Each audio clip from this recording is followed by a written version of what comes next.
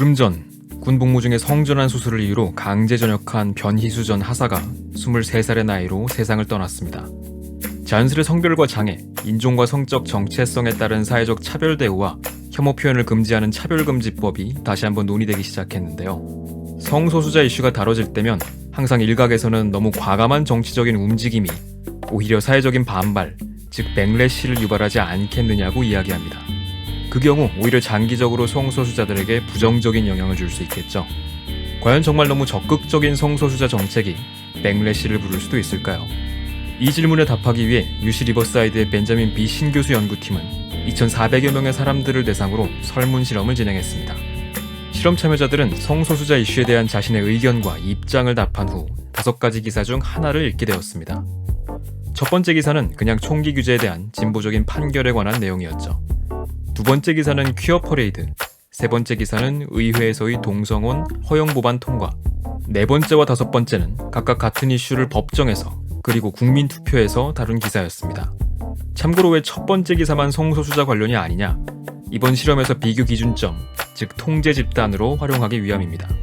우선 설문 참여자들은 일반 대중, 특정 정당 지지 성향이 없는 무당층, 정치 관련 지식이 적은 그룹, 집단 간 불평등을 인정하는 정도인 사회지배 지향성이 높은 그룹, 자신이 속하지 않은 외집단에 대해 위협을 많이 느끼는 그룹, 복음주의 기독교도의 총 6가지 유형 중 하나로 분류되었습니다.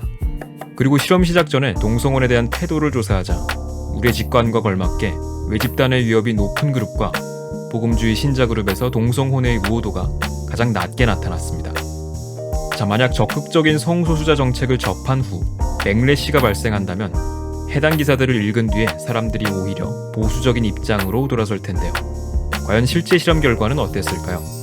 자, 그래프에서 가로축은 사람들이 읽은 성소수자 관련 기사의 유형, 세로축은 전후 변화량입니다.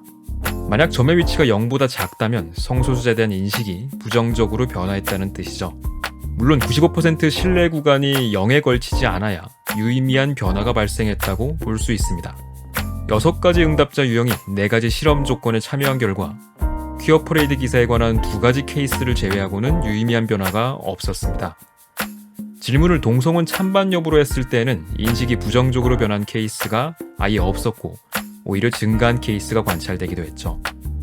즉 백래시라고 부를 만한 건은 2밖에 없었고 그마저도 변화량이 상당히 적었습니다.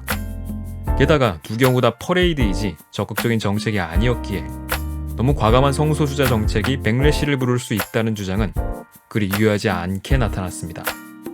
게다가 미국의 전국 단위 여론조사 시계열 데이터를 분석했을 때에도 성소수자 관련 정책이 변화한 전후에 백래시라고 볼 만한 현상은 관찰되지 않았습니다. 6가지 유형의 사람들 모두에게서 유의미한 통계적 변화가 없었죠. 정리하자면 백래시를 우려해서 적극적인 성소수자 정책을 포기할 이유는 없어 보입니다. 혹 백래시처럼 보이는 현상이 있더라도 여론이 역행한다기보다는 이미 존재하던 부정적인 의견일 확률이 크다는 게 저희가 살펴본 연구의 결론입니다. 그럼 우리 사회에서 성적 정체성에 따른 부당한 차별이 사라지기를 바라며 오늘 영상을 마무리하도록 하겠습니다.